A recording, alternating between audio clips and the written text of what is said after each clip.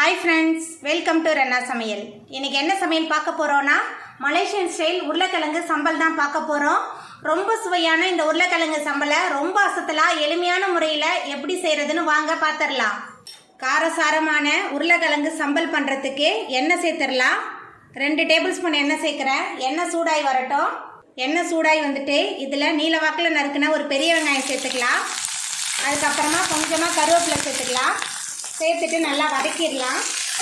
வெங்காயம் நல்லா வதங்கி வந்துருச்சு. இப்போ இதில் காய்ந்த மிளகாய் விழுது சேர்த்துடலாம். நான் 6 காய்ந்த மிளகாவும் 4 பல்லு பூண்டும் சேர்த்து அரை மணி நேரம் சுடுதண்ணியில் ஊற வச்சு விழுதை அரைச்சி வச்சுருக்கேன். உங்களோட காரத்துக்கு தகுந்த மாதிரி நீங்கள் காய்ந்த மிளகாய் சேர்த்துக்கோங்க. காய்ந்த மிளகாய் விழுதை சேர்த்துட்டு காய்ந்த மிளகாவோட பச்சை வாசனை போகிற அளவுக்கு நல்லா வதக்கிடலாம். காய்ந்த மிளகாய் நல்லா வதங்கி வந்துருச்சு. காய்ந்த மிளகாயோட பச்சை வாசனையெல்லாம் போயிடுச்சு. இப்போ இதில் நம்ம உருளைக்கிழங்கு சேர்த்துடலாம். 2 உருளைக்கிழங்கு தோல் சீவி பொடியாக நறுக்கி வச்சுருக்கேன். இப்போ உருளைக்கிழங்கு சேர்த்துடலாம். அதுக்கப்புறமா சம்பலுக்கு தேவையான அளவுக்கு உப்பு சேர்த்துக்கலாம். சேர்த்துட்டு எல்லாத்தையும் நல்லா வதக்கிடலாம்.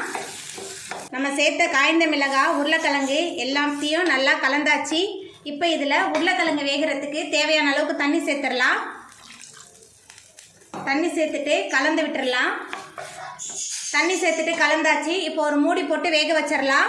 உருளைக்கிழங்கு நல்லா வெந்து வரட்டும்.